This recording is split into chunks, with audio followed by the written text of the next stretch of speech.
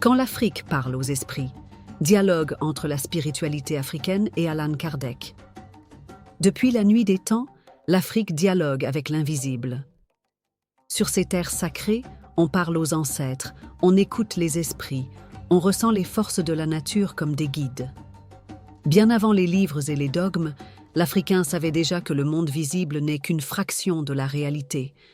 Et quelque part en Europe, au XIXe siècle, Allan Kardec écrivait ce que les esprits lui dictaient, formalisant ce qu'on appellera le spiritisme. À première vue, deux mondes. Mais en vérité, deux langages pour une même vérité. L'homme est un esprit en voyage, et la mort n'est pas une fin, mais un passage.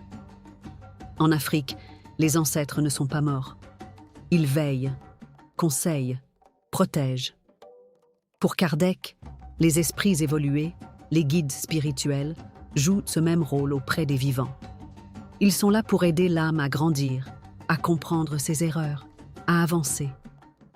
Beaucoup de traditions africaines croient que l'âme revient. Elle renaît dans la même lignée, dans une autre forme, pour corriger, pour accomplir, pour continuer.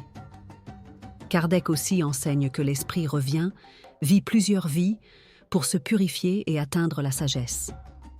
En Afrique comme chez Kardec, rien n'est totalement hasard. Ce que tu vis est souvent lié à ce que tu as semé. La maladie, le bonheur, les épreuves ne sont pas toujours des punitions, mais des leçons. Tu n'es pas seul. Tu es entouré de présences invisibles, des esprits, des ancêtres, des guides. Ils veulent ton bien. Mais il faut apprendre à les écouter, dans le silence, dans les rêves, dans l'intuition. Tu es en mission.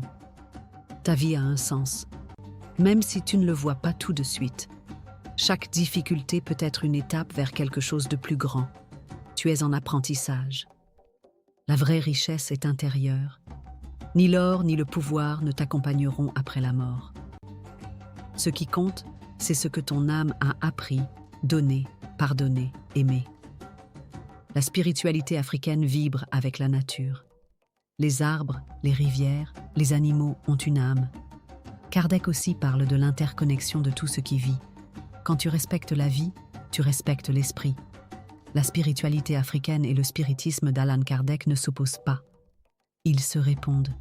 L'un est oral, enraciné dans les tambours et les rituels, l'autre est écrit, codifié, rationalisé. Mais tous deux nous rappellent que nous sommes des âmes en marche, dans un monde habité d'esprit, et que l'amour est la plus grande force d'évolution. Alors écoute, ressens et avance.